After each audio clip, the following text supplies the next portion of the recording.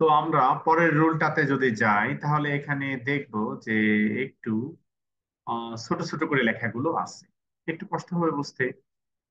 তো এখানে প্রথমটা আছে ইফ এর সাথে পাস্ট টেন্স হলে। তা আমি যে ইফ এর কন্ডিশনাল সেন্টেন্স তিনটা রুল বলবো না, একটা হলো ইফ এর সাথে প্রেজেন্ট, আরেকটা হলো ইফ এর সাথে পাস্ট, আরেকটা হলো ইফ এর সাথে পাস্ট পারফেক্ট। এই হলো তিনটা, মনে রাখলেই কিন্তু সহজ। ইফ এর সাথে প্রেজেন্ট, ইফ এর সাথে পাস্ট, ইফ এর সাথে পাস্ট পারফেক্ট। ইফ এর সাথে প্রেজেন্ট হলে মেইন ক্লজে ফিউচার টেন্স, ইফ এর সাথে পাস্ট টেন্স হলে মেইন ক্লজে would could might plus B one, if এর সাথে পাস্ট টেন্স হলে মেইন ক্লজে would could might plus B one, আর ইফ এর সাথে পাস্ট পারফেক্ট টেন্স হলে মেইন ক্লজে would have could have might have plus V three. একদমই সোজা। আমি যদি তিনটাকে একসাথে বলে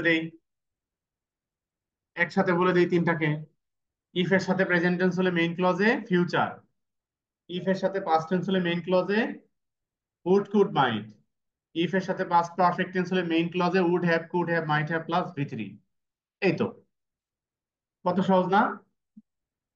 এখন ব্যতিক্রম হলো ইফ এর সাথে পাস্ট টেন্স যেটা, ওইটার দুইটা পার্ট, সরি ইফ এর সাথে প্রেজেন্ট টেন্স যেটা, ওটা দুইটা পার্টেই প্রেজেন্ট হতে পারে যদি সত্য কোনো কিছু বোঝায়, রাইট? আর থার্ড যে ইফ এর সাথে পাস্ট পারফেক্ট, এইটাকে আমরা একটু অন্যভাবে লিখতে পারি, সেটা হলো had plus subject plus V three. If ছাড়াও লেখা যায়। যেমন একদম লাস্ট এক্সাম্পলটা, had an umbrella, had I bought an umbrella, had I got an umbrella, had I used an umbrella, had I kept an umbrella, এরকম কোনো কিছু, had I carried an umbrella with me, had I taken your umbrella with me, এরকম had plus subject plus V three. এক্ষেত্রেও main ক্লজে সেই would have could have might have plus V three সেমই থাকে। তাহলে এই পেজে আমি যে রুল দেখাচ্ছি তার একটা, যে সবুজ কালার, এই যে এটা, ইফ এর সাথে পাস্ট টেন্স হলো অপর পার্টে would could might plus V one, এইটা হলো উল্টায় লিখছি। এই ভি ওয়ান এর পার্টটা আগে দিছি, would could might plus V one এর পার্টটা আগে দিছি, আর ইফ এর সাথে পাস্ট টেন্সটা পরে দিছি। এছাড়া আর কিছু না। এরপর থার্ড রুল হলো এটা, ইফ এর সাথে পাস্ট পারফেক্ট টেন্স হলে মেইন হ্যাভ বলা যে would have could have might have plus V three.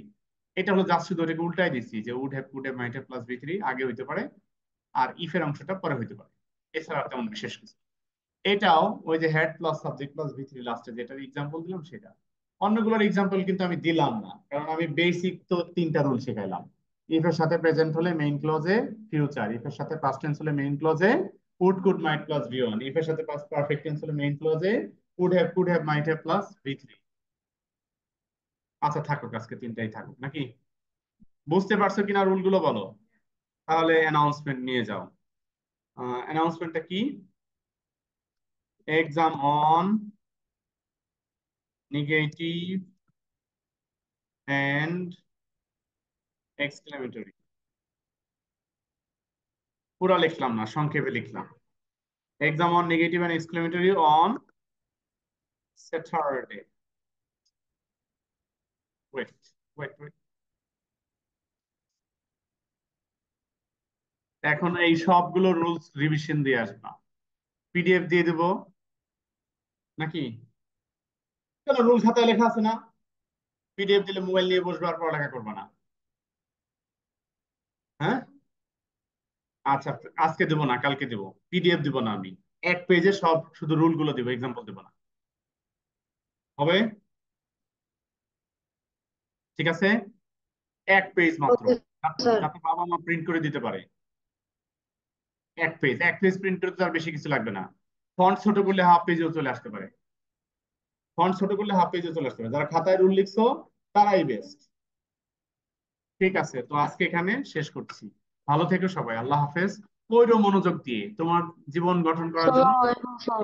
লিখেছিলাম। এখন থেকে পড়ালেখার কোনো বিকল্প নেই, পড়ালেখাই পারে তোমাকে ভবিষ্যতে ভালো পথে পরিচালিত করার জন্য। আল্লাহ হাফেজ।